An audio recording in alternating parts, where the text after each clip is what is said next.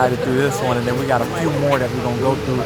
But these are actually really cool. I'm about to show y'all like how it's just so above ground. Look at that, it's like above ground cemeteries.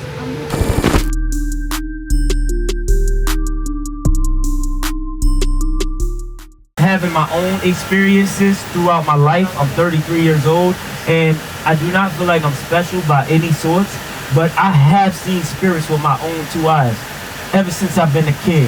Most people are just scared at the fact that we'll be going to walk through the Masonic cemetery with all the conspiracy theories surrounding these guys. Like they say they're in a cult, they sacrifice loved ones and everything in order to get ahead in life and stuff like that. And I believe they're a benevolent order, all right? After doing my own research and reading, I believe they're a benevolent order. So until I'm in a ritual, drinking blood out of a chalice, swearing an oath with these guys after having sacrificed the loved one, then I'm gonna think the better of these people. So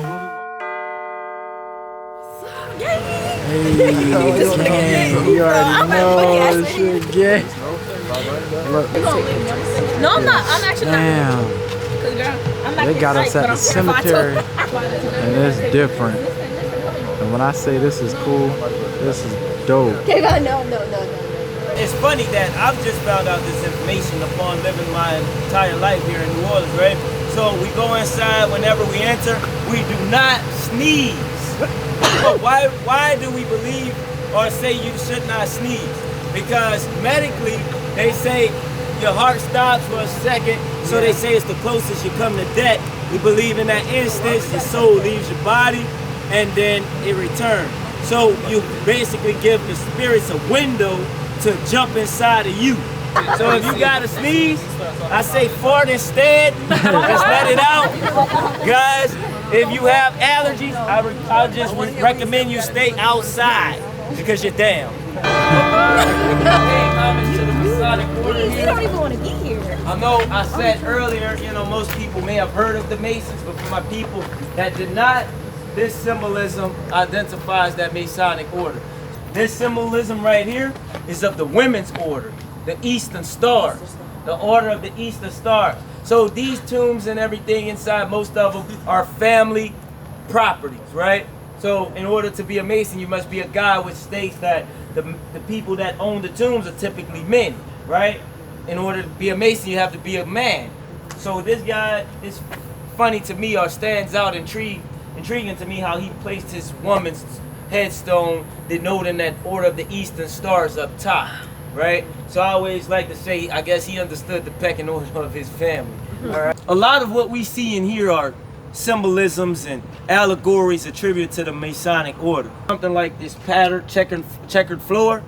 This has an allegory behind it. It once stood in King Solomon's temple. King Solomon, along with two other guys, Hiram II and then Hiram Abiff, are said to be the first three Masons. This guy who owns this tomb is a 33rd degree Mason, so he's a master. This is a past master's tomb right here, right? Very decadent, elaborate display you guys can see. We're gonna talk about the tomb and why we utilize them. So as I say, I've come to realize this is my opinion, but when I read it and I find that we were founded in 1718, and you didn't see the above ground burial style until 1804 after the Louisiana Purchase. Like most people probably could agree that they say America is a capitalist market. Well, this is no different, because we didn't start to inherit the practice officially until 1804, when the French and the Spanish had already took rule.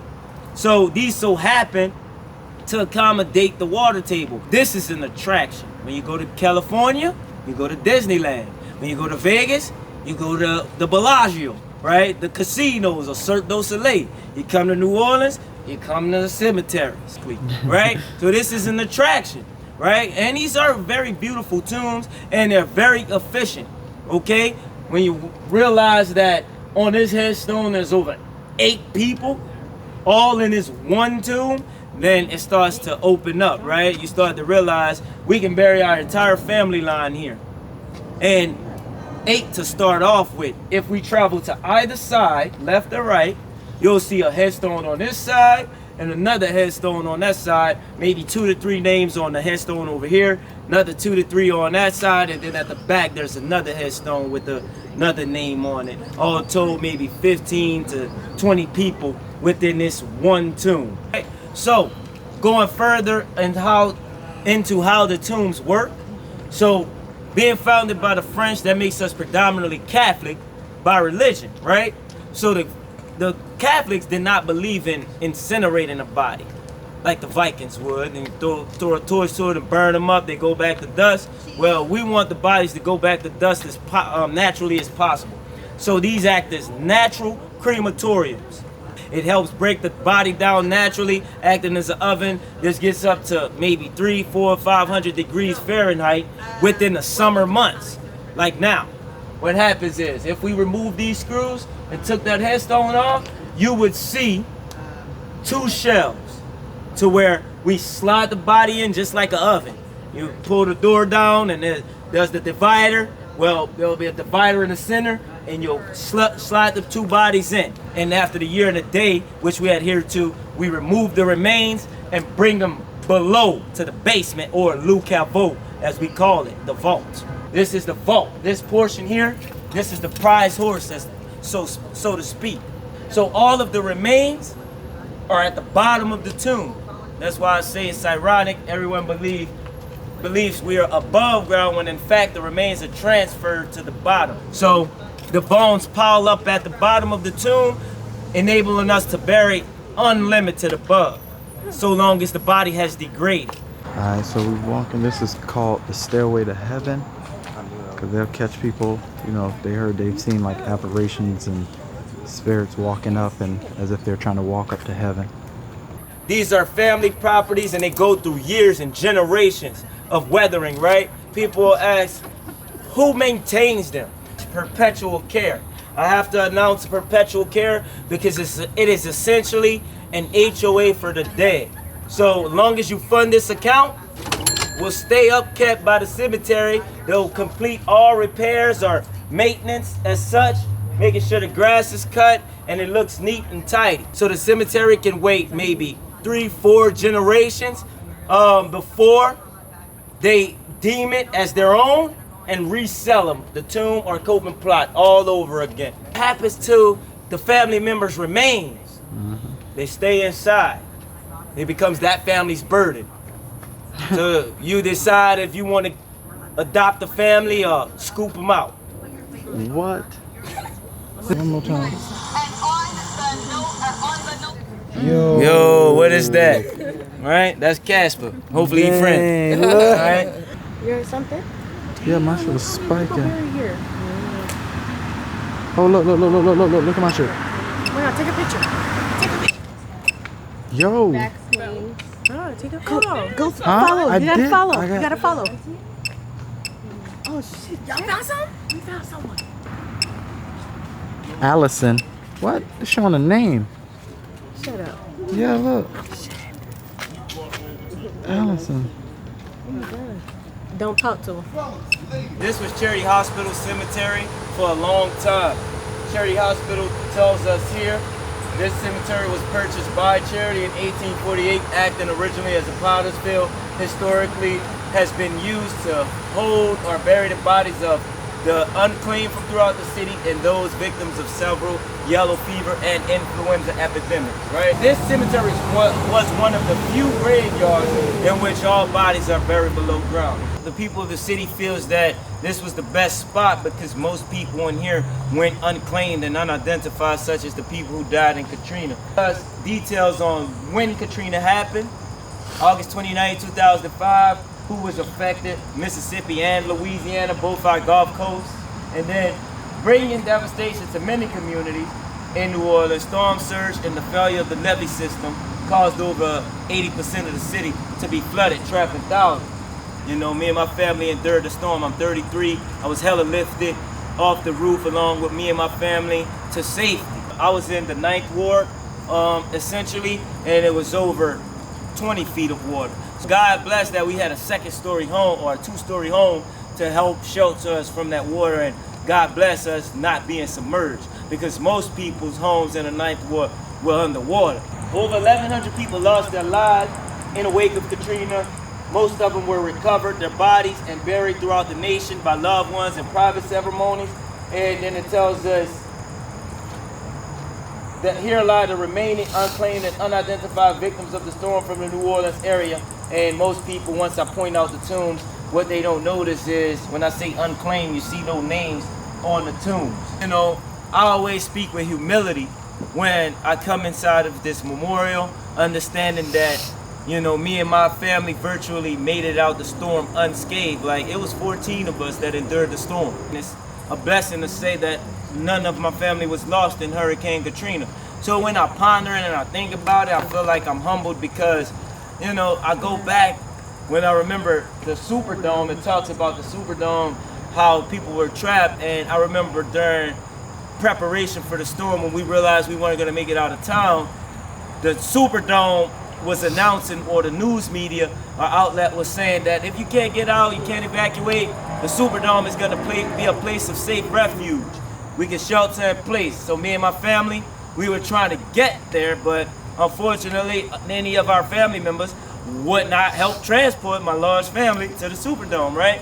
So when it all, in totality, when it all boiled down, the Superdome was the worst place to be. Why God didn't want us there. Like, we were crying, you know, we were like, yeah, we can't get to the Superdome. All boils down, rapings went on in the Superdome, killings, heat exhaustion, people died from it, just anything you could think of, it was all out anarchy, right?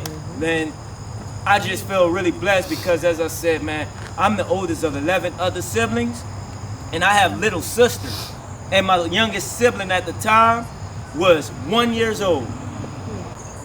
They already on. They read our minds, dude. They know our secrets. Could you point to Angelina for me, please? Point out Angelina, please. Could you point that second rod, the one in my right, to her, please? They're not gonna harm you, Angelina, and we're gonna make sure they don't come back with you. Can you point to her, please? It's already on. They're like, it's trying, I feel it. You see it moving? Yeah. It's really trying. All right, I imagine it's difficult. We're gonna leave Angelina alone, okay? Could you reset? Leave her alone, please. Look, the one at my left. It's moving. See, look. Who likes Angelina? No, it's leaving. Yeah, it's moving back. It's leaving. I broke it. I broke the mold. You have to experience it for yourselves. I always like to add that they like fresh meat. So all of you new participants, you're gonna have the ride of your life. The field is at our disposal. Nah, I'm go. all right. Y'all go ahead with that. Go ahead, Brittany. No, I'm straight. Any y'all? Any takers? Anybody else want to try? I don't really know how to hold them. Who that chicken and wings? Can you reset? Yeah, they got one on Canal Street. But when y'all said Willie's, I thought y'all were talking about Willie Mays. Because Willie Mays is a good one too. Oh yeah? Yeah, they do. Willie Mays, Miss Willie May. Okay, I want them gone. Take them away from me. Am I talking any spirits right now? Yeah, look at this. Look at her it. husband owned the bar. Made Scotch House. Am I talking? Look into any spirits on right St. now. Anne Street. That's 6 not going across. So you just look up Willie Mays Scotch House. And, Can y'all take these rods from me, please? Yeah, Oh my God. Yes, please. So go on. All right, we heading back to the hotel.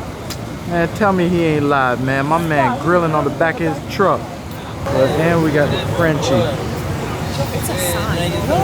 Look, what's up, Come on now, man. man? All right, guys. Day 2 coming to an ending. I hope you guys enjoyed it. It is about 3 a.m. It's time to go to bed. I'm gonna holla at y'all tomorrow. Deuce. Love y'all. Alright, so it's fogging out right now. It's very somewhat humid, but it ain't like Florida. But I just gotta let y'all know, man, this is day 3. This is going home day. New Orleans. Thank you guys so much for a great time. Man, listen, the hospitality, the food, I mean everything you can think of here in New Orleans is on point, man. Until next time, Unruly J signing out, man. Love y'all.